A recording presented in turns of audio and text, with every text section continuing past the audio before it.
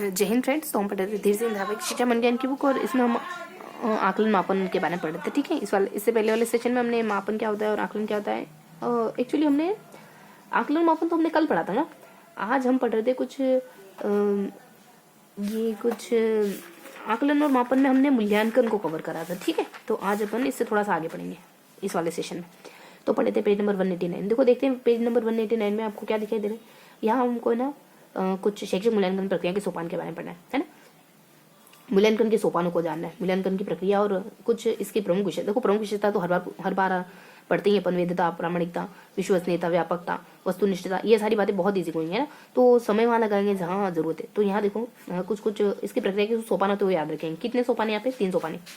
तो उद्देश्य को निर्धारित करना, फिर अधिगम अनुभव को प्रदान करना, उसके बाद मूल्यांकन करना। ठीक है, तो देखो हमें निर्धारित करना है हमको क्या पढ़ाना है, उसके बाद पढ़ाने लग जाना है, क्लास में जाके पढ़ाना शुरू कर देना, अनुभव देना, लास्ट में मूल्यांकन करना है। तो ये 3 सोपान है, बस इतना ही ध्यान रखेंगे, बाकी कुछ खास बातें है नहीं। तो ये पेज थोड़ा सा अपन पढ़ लेते हैं। देखो इसमें कुछ खास है नहीं, तो समय ऐसे ही जाया करने से कोई मतलब है नहीं।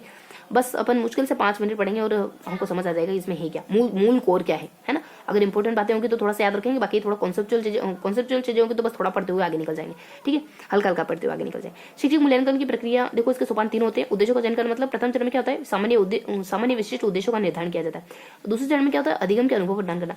तो इसमें क्या होता है कि कक्षा में अधिगम अनुभव प्रदान किए जाते हैं। उद्देश्यों को निश्चित करने के पश्चात स्थिति का निर्माण किया जाता है और फिर अधिगम अनुभव और शैक्षिक परिस्थितियों का उपयोग किया जाता है। शैक्षिक उद्देश्य की प्राप्ति सरलतापूर्वक हो जाए और मूल्यांकन के चरण को 2 उपवर्गों में विभाजित किया जाता है। मूल्यांकन के चरणों को 2 उपवर्ग होते हैं। एक तो विषय वस्तु का चयन करना, उपयुक्त शिक्षण विधियों का चयन करना। तो ये मूल्यांकन की प्रक्रिया, मूल्यांकन के इस चरण को जब हम क्लास में आप बच्चों को क्लास में अनुभव दोगे ना, उसको 2 भागों में बांट सकते हैं। विषय वस्तु को चयन करना मतलब क्या पढ़ाओगे, और उपयुक्त अधिगम क्रियाओं को चयन करना और कैसे पढ़ाओगे। तो ये बेसिक बातें ध्यान रखोगे कि इसके 2 चरण होते हैं। बाकी मूल्यांकन का क्रम क्या होता है कि अलग अलग तरीके से आप मूल्यांकन करोगे। कुल मिला के 305 ध्यान रखोगे, है ना। इसके अलावा कुछ और बातें यहाँ पे गिवन है कि राष्ट्रीय जो NCERT इसके अनुसार मूल्यांकन क्या है। तो इसके एक पुस्तक है कॉन्सेप्ट ऑफ इवैल्यूएशन करके, और इसमें 3 बिंदु बताए गए। मूल्यांकन प्रक्रिया के 3 बिंदुओं पर विचार व्यक्त किया गया। ये मूल्यांकन प्रक्रिया हमने यहाँ देखी। अब थोड़ा सा अपन स्पेसिफाई इस NCERT के अनुसार थोड़ा सा स्पेसिफाई करके देखेंगे। तो ये क्या कहते हैं कि इसके 3 चरण होते हैं। तो उद्देश्य कहाँ तक प्राप्त हुए और अनुभव किस सीमा तक अच्छे हम, मतलब उद्देश्य अनुभव और उद्देश्य की प्राप्ति कितने अच्छे ढंग से हुई। कुल मिला के वही है, बस थोड़ा सा नाम अलग दे दिए। ठीक है, उद्देश्य, अनुभव है और मूल्यांकन है। तो बस यही बातें हैं सारी कुछ। बाकी मूल्यांकन की प्रक्रिया में शिक्षण के उद्देश्य, अधिगम अनुभव और मूल्यांकन के उपकरण, कुल मिलाकर यही बताया जा रहा है कि सबसे पहले उद्देश्य निश्चित करोगे, उसके बाद बच्चों को अनुभव दोगे, लास्ट में मूल्यांकन करोगे। ये 3 ही चरण, चाहे NCERT का नाम लो या फिर ऐसे ही बताओ। जो दूसरे वाली प्रक्रिया इसको 2 चरण कहते थे कि पहले तो आप मतलब यहाँ अनुभव दे रहे हो ना बच्चों को, तो पहले चयन करो कि क्या देना है, मतलब क्या सिखाना है बच्चों को। तो विषय वस्तु का चयन करो और कैसे सिखाना है तो क्रिया विधियों का चयन करो। बस इसके 2 चरण ध्यान रखोगे। इसके बाद कोई जानकारी विशेष है नहीं, ये सब जानते अपन। अब बस फिनिश करते हैं। इसके मूल्यांकन के ऊपर क्या होते हैं, परीक्षण है, स्वयं आलेख। मूल्यांकन के ऊपर मतलब इंस्ट्रूमेंट क्या होते हैं। अगर आप किसी का टेस्ट वगैरह ले रहे हो, मूल्यांकन कर रहे हो, तो क्या क्या चीजें चाहिए होती है आपको। देखो परीक्षण क्रिया मतलब टेस्ट लेना पड़ेगा, परीक्षण प्रक्रिया करनी पड़ेगी। परीक्षण के द्वारा समय बालक की किसी भी निश्चित व्यवहार का अध्ययन किया जाता है। ये लिखित परीक्षा, मौखिक, प्रयोगात्मक निष्पादन या बालक द्वारा निर्मित कृतियों के माध्यम से दिए जाते हैं। मतलब इसके टेस्ट इसका एक उपकरण है, टूल है। टेस्ट के थ्रू ही तो आप मूल्यांकन बच्चों के बारे में जानते हो ना। तो टेस्ट इसका उपकरण हो गया। स्वयं आलेख प्रविधियां हो गई, बच्चों से अपने संबंध में अनेक सूचनाएं अनुभव करना। कुल मिला के आप या तो परीक्षा से बच्चे के बारे में पता करोगे, या फिर बच्चे को कोई भरने के लिए दे दो, है ना, कोई फॉर्म भरने के दे दो और राइट गलत करके वो बच्चा बताएगा कि मतलब खुद के बारे में बताएगा। तो ये बेसिक बात है। बाकी इनको देखो, कुछ प्रमुख होती है ना विशेषता होती है अपने मूल्यांकन की। क्या विशेषता है? एक तो वेद्यता होती है, विश्वसनीयता, वस्तुनिष्ठता। V3 से ध्यान रखोगे, वेद्यता, विश्वसनीयता, वस्तुनिष्ठता, है ना।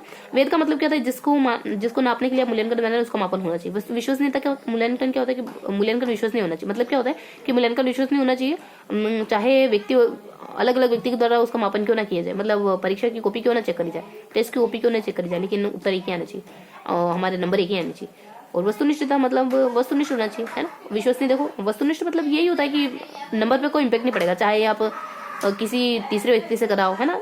इस तरीके से कुछ बेसिक जानकारी। विश्वसनीय का मतलब क्या होता है, एक रूप होनी चाहिए। मूल्यांकन की उत्तर पुस्तिका की जांच बार बार करने पर भी रखना। ठीक है, तो ये समय से जुड़ा हो कि बार बार करो, है ना। कोई बार बार करोगे ना, 1 बार करा, 2 बार करा, हर बार करो तो आप यूं नहीं कि हर बार आपके नंबर चेंज हो रहे। तो थोड़ा समय से जुड़ा हो कि बार बार करना, है ना। वस्तुनिष्ठता तो जानते हैं आप कि वस्तुनिष्ठ में क्या होता है कि एक ही विकल्प सही होता है। तो ये तो अपन जानते हैं, इसमें कुछ खास बातें है नहीं। ठीक है, मैं तो ये होना चाहिए, उद्देश्यनिष्ठ, समग्र होना चाहिए। तो ठीक है, तो इस तरीके से हमने कुछ बेसिक बातें पढ़ी हैं। क्या देखा हमने, मूल्यांकन की प्रक्रिया की 3 चरण होते हैं और मूल्यांकन की कुछ विशेषता होती है। तो खास बातें है नहीं। मूल्यांकन की प्रक्रिया की 3 चरण, उसकी विशेषता बता रखी जो हम अच्छे से बता सकते हैं। ठीक है, और मूल्यांकन के उपकरण जानती है, परीक्षाएं लेना, आलेख भरवाना, ये सब। तो कुछ अपन थोड़ा सा इसको मूल्यांकन की जो भी प्रक्रियाएं हैं, जो भी इसके सोपान, इसको थोड़ा मूल्यांकन की जो भी विशेषताएं और जो भी सोपान है, इसको थोड़ा सा अपन मेंशन कर लेते हैं, ठीक है। तो देखो हमने क्या पढ़ा। तो हमने पेज नंबर, ये हम कुछ थोड़ा सा डिस्कस पहले कर चुके थे, 188। पेज नंबर 189 में देखेंगे अपन, ठीक है। तो पेज नंबर 189 में हमको क्या पढ़ना है, इसमें कुछ बेसिक सी बातें हमने देखी। क्या बताएं, इसमें कुछ देखा ही नहीं हमने। मूल्यांकन की प्रक्रिया को जाना, मूल्यांकन प्रक्रिया के बारे में जाना, मूल्यांकन की एक तो प्रक्रिया जानी, व मूल्यांकन की विशेषता है। ये दो टॉपिक पढ़े हमने, प्रक्रिया और विशेषता। बहुत बेसिक सी बातें, कुछ खास बातें है नहीं। प्रक्रिया आप जानते हो, प्रक्रिया में 3 चरण होते हैं, है ना। तो यहाँ प्रक्रिया के कितने चरण होते हैं, कुछ 3 है। जैसे कि अनुभव, उद्देश्य, अनुभव और मूल्यांकन। कितने, तो मूल्यांकन की प्रक्रिया के कितने चरण होते हैं, 3 चरण होते हैं। वही विशेषता कौन कौन सी हो सकती है, तो ये बेसिक विशेषता है। V3 से ध्यान रखोगे, मेन तो V3 है। विश्वसनीयता, वैधता, वस्तुनिष्ठता, मितव्ययिता, समग्रता, विभेदकारिता, है ना। मतलब विभेद करने वाला होना चाहिए, मितव्ययी होना चाहिए, मतलब ज्यादा खर्चा नहीं होना चाहिए, स्वाभाविक होना चाहिए, है ना, बहुत अस्वाभाविक नहीं होना चाहिए, ठीक है। तो ये हमारी कुछ बेसिक बात है। अब देखते हो कोई और विशेष बिंदु छूटा क्या, कॉन्सेप्ट ऑफ इवैल्यूएशन, एनसीईआरटी की किताब है, जिसके द्वारा 3 चरण बताया गया। यही बताया गया है कि आपके उद्देश्य है ना, और आपके उद्देश्य कहाँ, किस सीमा तक प्राप्त हुए हैं, और अनुभव कहाँ तक प्रभावकारी अनुभव दिया आपने। लास्ट में मूल्यांकन, मतलब बच्चों ने कितने अच्छे ढंग से सीखा है। थोड़ा सा नाम बदल दिया था ऊपर नीचे करके, बाकी बातें तो यही बताइए। अब देखो यहाँ कुछ छूटा क्या अपना, उद्देश्य निष्ठता के दिए, मित्र के दिए, व्यवहारिक के दिए, मानकीकृत के दिए, मानक के दिया, है ना। बाकी व्यापकता होनी चाहिए, तारतम्यता, क्रमबद्ध होना चाहिए मूल्यांकन, है ना, क्रमबद्धता का ध्यान रखा जाना चाहिए।